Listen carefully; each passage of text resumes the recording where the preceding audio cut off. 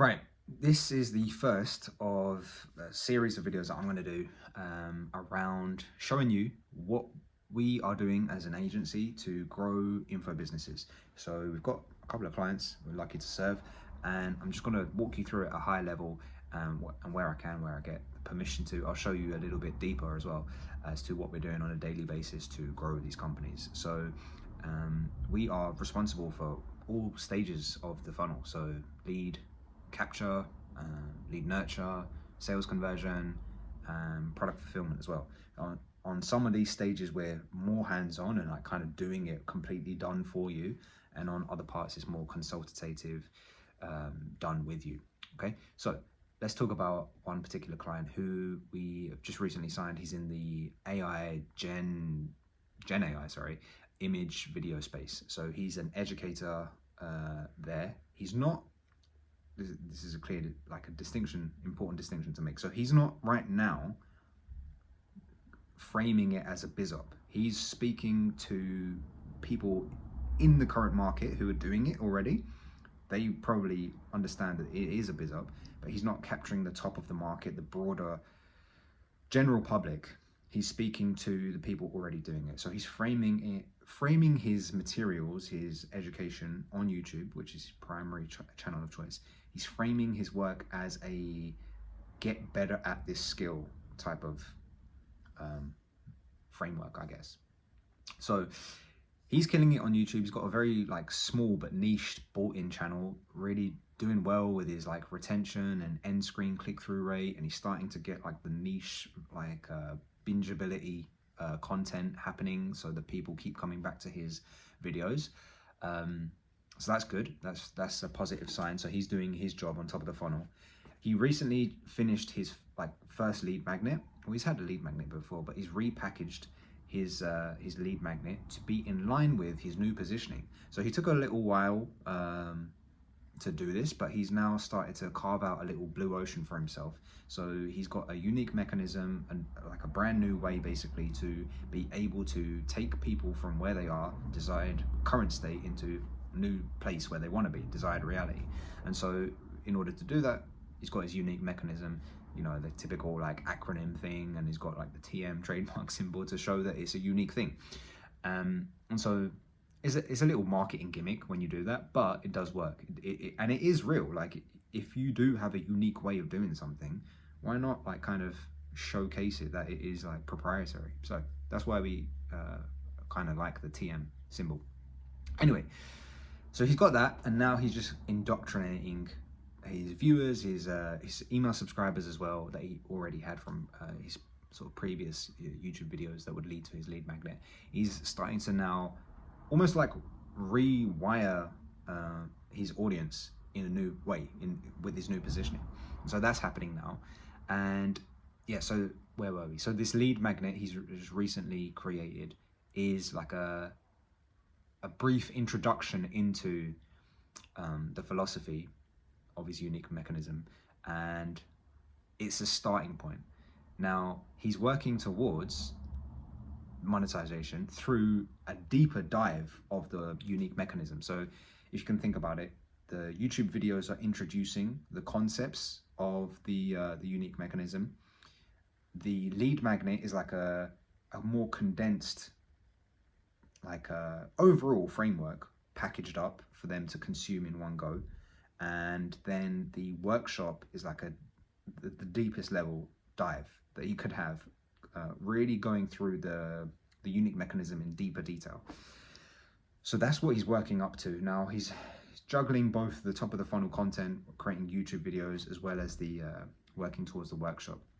So we've said to him, look, just finish the current playlist that you're on with the YouTube, like get that out your head, and then we can start to really hone in on the workshop. Okay.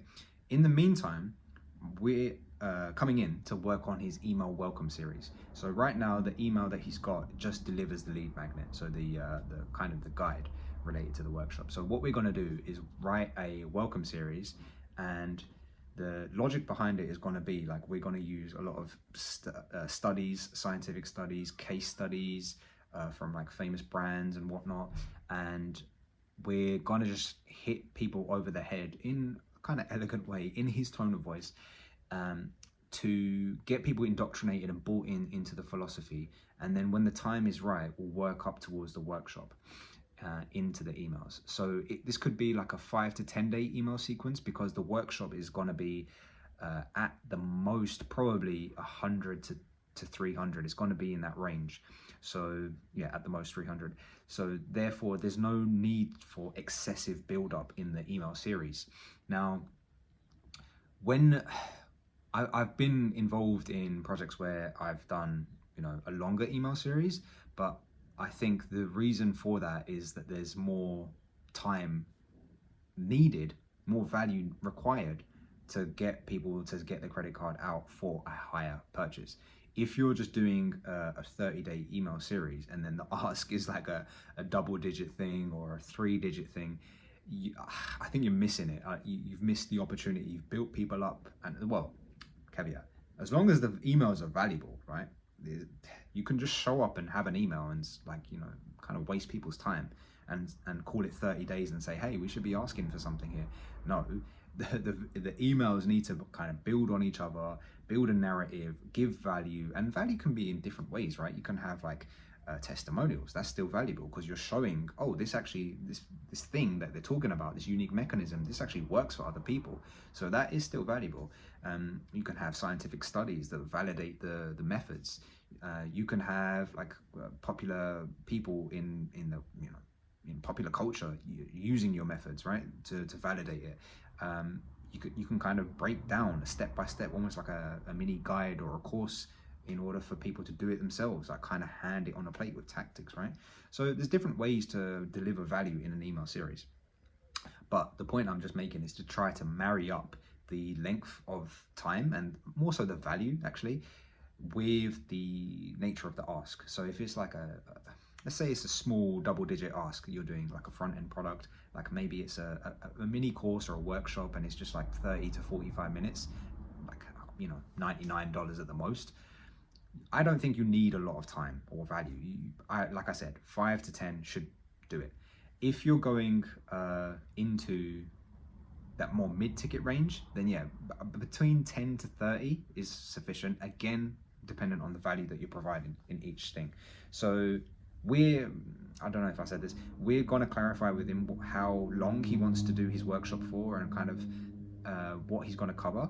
And then that will dictate the nature of what we say in the email series, and also how long it needs to be. But we're starting to put together his tone of voice, and starting to pull from his framework, because he's got that finished already, starting to pull different references and things that we can take to make it like a compelling case for them to join the workshop.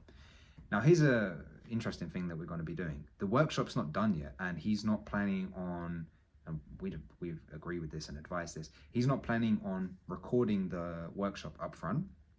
We want to pre-sell this. So the same principles will apply of like giving value in the emails and on the YouTube channel up front first, leading to a date. Now, he's comfortable doing lives, which is a rare and great thing.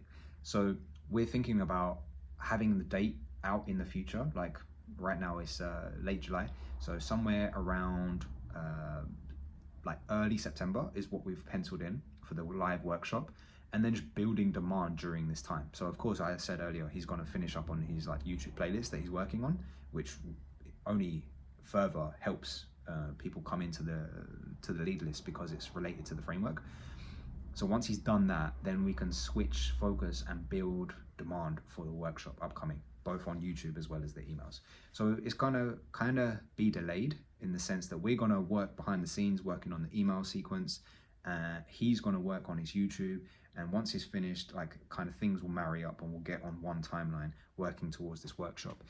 And yeah, that's about it for now. After the monetization of the workshop, we'll talk shop about what is the next course of action. He is thinking about like a deeper dive course and potential community around the framework, which is a great next step. But that's not decided yet. So first things first, get the kind of back end infrastructure down around, I say back end is more like middle of the funnel, emails, and for him to finish his evergreen YouTube sort of indoctrination around the framework, those videos, and then yeah, build up towards this workshop and in a pre-sale manner.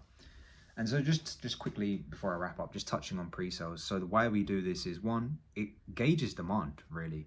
If you record something and then you start selling it, it could sell, and it often, if you know your audience, it will. But why we like going down the pre-sale route is that it just saves time and it just validates how hot our guess is for this thing that we're going to spend time to build, because it does take time and it costs money as well to build something that you're going to put out into the market and hope that people buy. So you want to make sure it's worth your time, right? And yeah, even just a little depending on your list size, right, depending on your audience reach, even a little conversion rate is fine. So we obviously 0.5 is not great, but anywhere between 1 to 3 on your email list is minimum. Like we think that's okay to go ahead and build out the product. We've had times where it's been as high as 5, and I don't think I've had beyond 10, but yeah, beyond 5 we've had that. It's rare, but if the offer is hot, the audience is ripe for that offer, then it can happen. But yeah, we say a minimum of 1 to 3% from your email list conversion rate is sufficient to start building your product, your MVP. And also to frame your product in a way that it's like, hey, I am doing this for the first time with you guys, this particular product, so bear with me, basically, because it's going to be a little rough around the edges. But if you do bear with me, I'll make it worth your while. I'll throw in these bonuses. We'll do this together. We'll make sure that it's as valuable as it can be for you. And if you come with that frame, that kind of honesty and transparency, which you can as a public facing creator for your brand, then yeah, you're going to get that needed leeway, shall we say, from your audience. If your product is, or rather, if you are unconfident with your product, or you're not quite sure if this is going to be as good. So leaning into your advantages as a personal brand creator, face of your brand, and just saying, hey, this is what I think you guys wanted.